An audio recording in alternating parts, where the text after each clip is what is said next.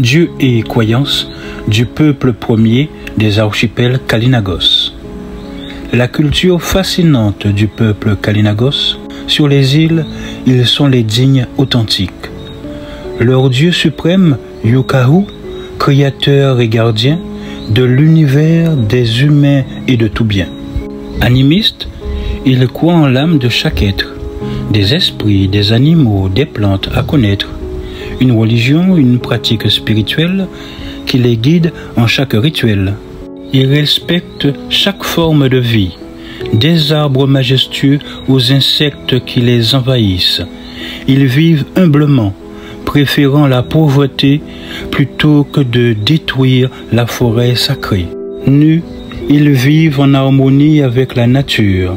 Leurs déchets ne polluent ni terre ni mer, je vous jure.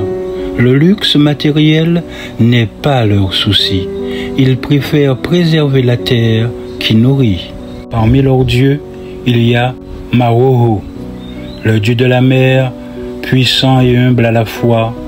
Il garde les poissons et les ressources marines et apporte la pluie pour des récoltes divines. Wanayel est l'esprit de la forêt qui protège animaux et plantes. C'est parfait. Les Kalynagos le vénèrent pour chasser et ainsi de la nourriture abondante trouvée. Atabey est la déesse de la fertilité, de la terre et des sources d'eau avec sérénité. Mère de toutes les choses vivantes, elle est considérée. Les offrandes lui sont faites pour de bonnes récoltes assurées. Les esprits bienveillants des ancêtres sont présents. Ils protègent et guident la communauté, c'est évident. Les ossements conservés en signe de respect, un lien spirituel avec les ancêtres en effet parfait, qui mal interprété par leurs envahisseurs européens, leur valut le nom insolent de cannibales, entendez Caraïbes. Leur dieu suprême, Yukahu, du préfixe fut leur substance.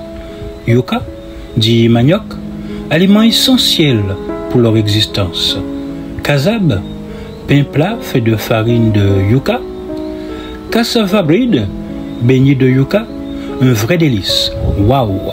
Mais attention, toucher à cette nourriture sacrée, c'est porter atteinte à leur religion. Vous l'avez bien noté? Quand la gendarmerie foule leur village sans honte, c'est une offense à leurs pratiques religieuses, un affront. Selon la loi française, ces actes sont condamnables. Les préfets et gendarmes devraient être révocables. Pourtant, médias, politiques, juristes, tous complices. Du génocide français, une preuve manifeste qui glisse. Les victimes sont traitées comme des contrebandiers et les coupables se font passer pour des moralistes éclairés, révisionnistes qui bafouent leurs propres lois. Tout cela pour maintenir ce peuple premier en émoi. Lundi 10 juillet 2023, Yanis Malael. L'handicapé de corps interdit au plus fort de bafouer la vérité. Une injustice flagrante. Mes mots vous le prouvent encore.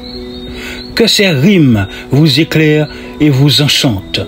Sur la culture fascinante des Kalynagos, un hymne vibrant. Respectons leur religion et leur héritage ancestral et luttons contre toute forme de génocide, c'est vital.